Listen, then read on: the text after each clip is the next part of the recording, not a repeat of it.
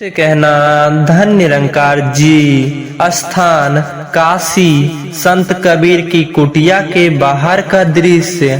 समय 15वीं सदी का। एक शांत अपराह्न। वे अपने करघे पर कपड़ा बुन रहे हैं। करघे की खटपट की लयबंद ध्वनि वातावरण में गूंज रही है। कबीर अपनी धुन में मगन है। उनके चेहरे पर एक गहरी शांति और चिंतन का भाव है। संत रविदास धीरे धीरे चलते हुए प्रवेश करते हैं। वह कबीर को काम में लीन देखकर कुछ क्षण चुपचाप खड़े रहते हैं, फिर मुस्कुराते हैं। फिर रविदास जी कहते हैं, प्रणाम कबीर भाई। आज तो इस ताने वाने में ऐसे खोए हो जैसे किसी गहरे रहस्य की गांठ सुलझा रहे हो।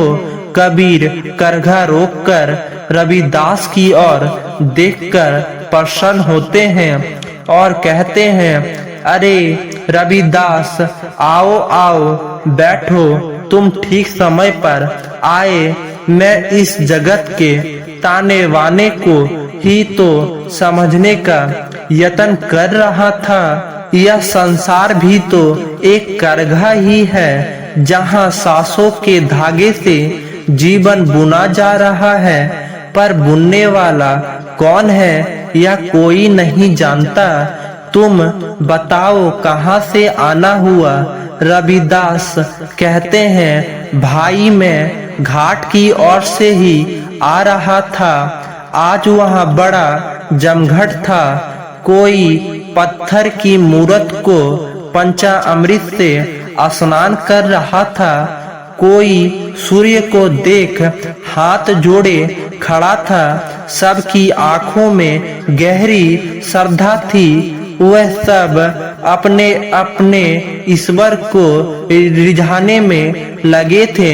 उन्होंने देखकर मेरे मन में वही पुराना प्रश्न फिर से जाग उठा जिस पर हम अक्सर विचार करते हैं। ईश्वर का वास्तविक स्वरूप क्या है?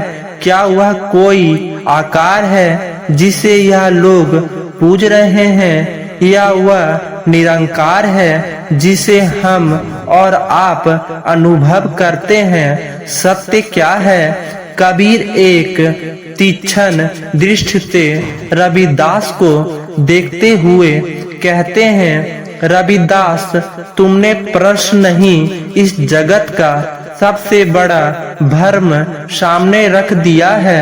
यह लोग जिसे पूजा रह रहे हैं वह तो इनके ही हाथों की घड़ी हुई एक कल्पना है, एक अहंकार है, और जो आकार में है वह सीमित है। जो सीमित है वह परमात्मा कैसे हो सकता है? मैं तो चीख चीख कर कहता हूँ, पान पूजे हरि मिले, वह में पूजे पहाड़ ताते, चाकी भली पीस खाए संसार। अगर पत्थर पूजने से परमात्मा मिलता तो मैं छोटे मोटे पत्थर क्यों पूजता? पूरा पहाड़ ही पूज लेता उस निर्जीव पत्थर से। तो यह चक्की कहीं बेहतर है जो अनाज पीसकर दुनिया का पेट तो भरती है। परमात्मा कोई वस्तु नहीं जिसे बनाया या गढ़ा जा सके। रविदास ने कहा, आपकी बात सत्य है भाई। जो बनाया गया है वह एक दिन नष्ट भी होगा, और परमात्मा तो अविनाशी है। पर एक साधारण मनुष्य जिसकी बुद्धि सीमित है, वह बिना किसी सहारे के, बिना किसी रूप के उस निरंकार पर ध्यान कैसे लगाए? उसे तो कुछ ठोस चाहिए जिसे वह देख सके, जिससे वह बात कर सके।